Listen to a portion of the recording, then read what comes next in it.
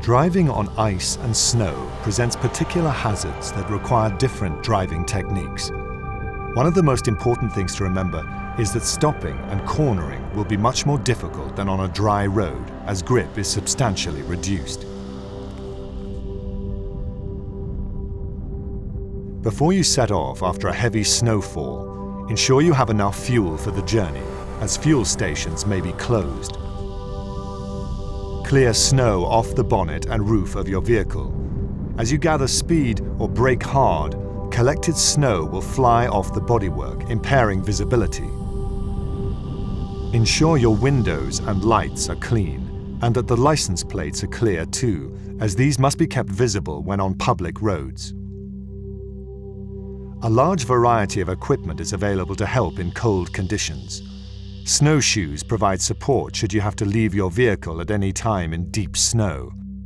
An air jack will help safely raise the vehicle on soft ground, not only if you have to change a wheel, but also to help free a vehicle that has become stranded. A first aid kit is essential. Make sure you have a telephone or appropriate communications equipment should you need to summon assistance. Snow chains can help provide extra grip on icy surfaces. Take maps for the area you're driving in. You'll find that it gets dark early and very quickly in these conditions, so take a flashlight in case of emergencies. Tow ropes or straps should be long and robust. Using brightly colored equipment will ensure it's easier to locate in whiteout conditions. Battery life is always compromised in cold conditions, so carry jump leads on board, even if only to help other vehicles. In severe weather, it's best to drive in convoy with at least one other vehicle whenever possible. Other practical items include well-insulated gloves and a warning triangle. People who live and work in these conditions won't leave home without an axe, wax-tipped matches, and a knife. Make sure all equipment is safely stowed before setting off, and seek professional advice if you want to be sure you're equipped with the right kit for your journey. A snow shovel is essential should you need to dig to free your vehicle at any time, or to clear a path from it for you and your passengers. When driving on snow and ice, you need to be aware of the increased stopping distances. Your vehicle's ABS will allow you to steer as you brake, but if you follow the vehicle in front as closely as you might in good road conditions, there's a much greater risk of a collision. These vehicles demonstrate this. Traveling side by side, you see that the following Land Rover only comes to halt beyond the rear bumper of the lead vehicle, despite applying maximum braking effort. This is due to the increased braking distance and the driver's reaction time. Maintain a sufficient gap between you and the vehicle ahead to leave enough distance for safe braking. Use a gentle right foot when accelerating and braking. When you pull away from stationary, select the highest practical gear and select grass, gravel, snow on terrain response.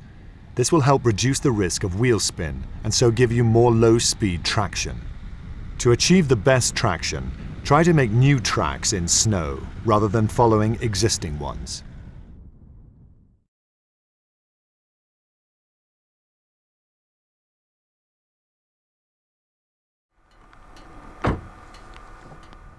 A recce is vital when driving off-road in snow.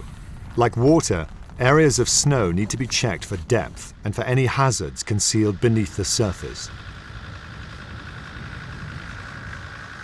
Driving straight into unchecked areas can result in wheel spin and your vehicle becoming stranded.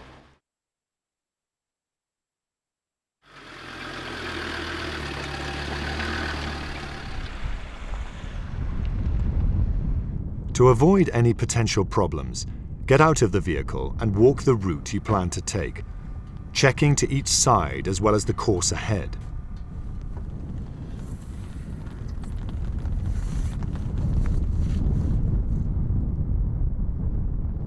Remember to knock off snow from your boots when returning to your Land Rover. This will help you maintain good grip on the foot pedals. If the snow is too deep, or if there are hidden obstacles, take an alternative route.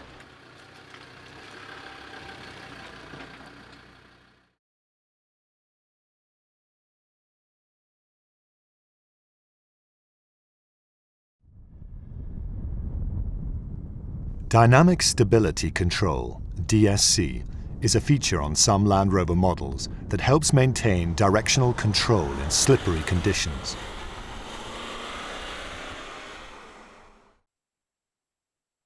Turning off DSC and entering a corner too fast or applying the throttle too sharply can risk the vehicle sliding into a skid, as demonstrated here.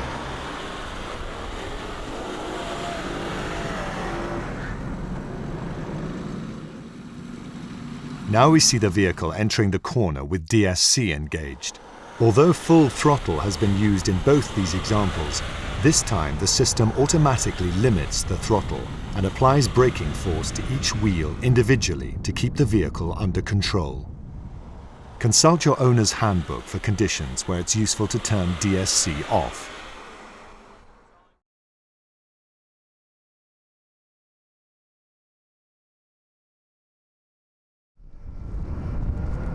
The lack of traction offered by snow and ice means that more momentum is needed to successfully climb a gradient than in most other driving environments. Insufficient momentum can result in wheel spin caused by the lack of traction, making the ascent more difficult to accomplish.